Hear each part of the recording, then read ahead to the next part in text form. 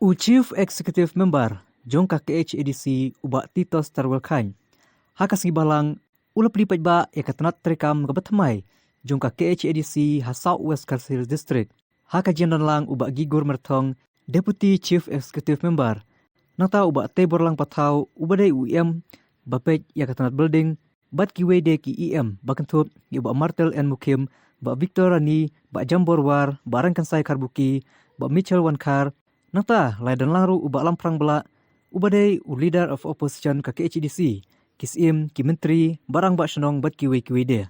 Habakran kumu okongsan hakate kasngi ubak Titos Tarwelkhan ulong bakalong kebas ngtenat banyo yakalat ban pen urlong ban pli yakaji anut belatrang ka KHDC bat upaj ba labun kisnem bat udai kubleiru yakini lam barim kiblat tom ban pen urlong yakate kathong. Ula pentibru baka kamram basyakmat katega office menta kalong banlu mika professional tax batkat banangami kisngi ka office kan sa paniar kitnat rikam jongka basabu kambun kinutray ban pensu ki paiba jongka dongkathan ban pendap yakikam hakabede bar ka KHADC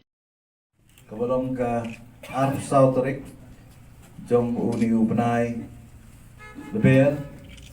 hajar wait nga pli kenika perdabat yang ni mau sa jikan mau ban pli yang ini ka office rekam jong ka Khasil Autonomous District Council mau kerwat branch.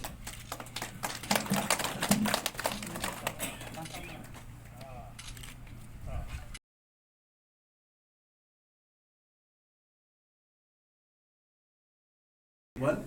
Kung kata ban please ban ya room support jong kani ka building. Respon spesifik.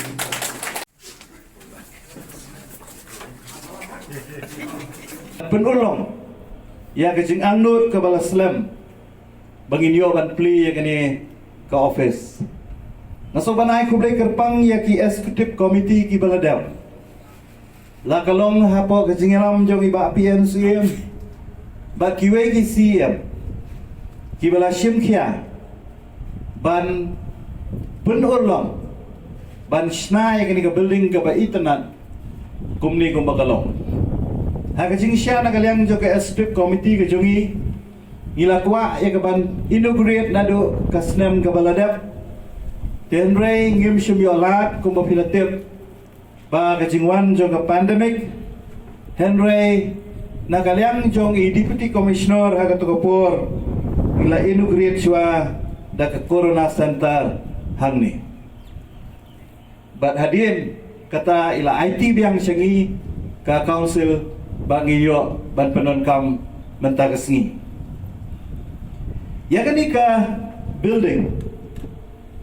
lashna hagasnem arhajar khathandai hagajinglut kabalong shikulur laipu arlak sanpunriu hajar but arfu arlak laipu arhajar na kabenta ka footpath but ka fencing kabamud bagai total expenditure hagin ka building kalong kumba shiklur inyo pulak duna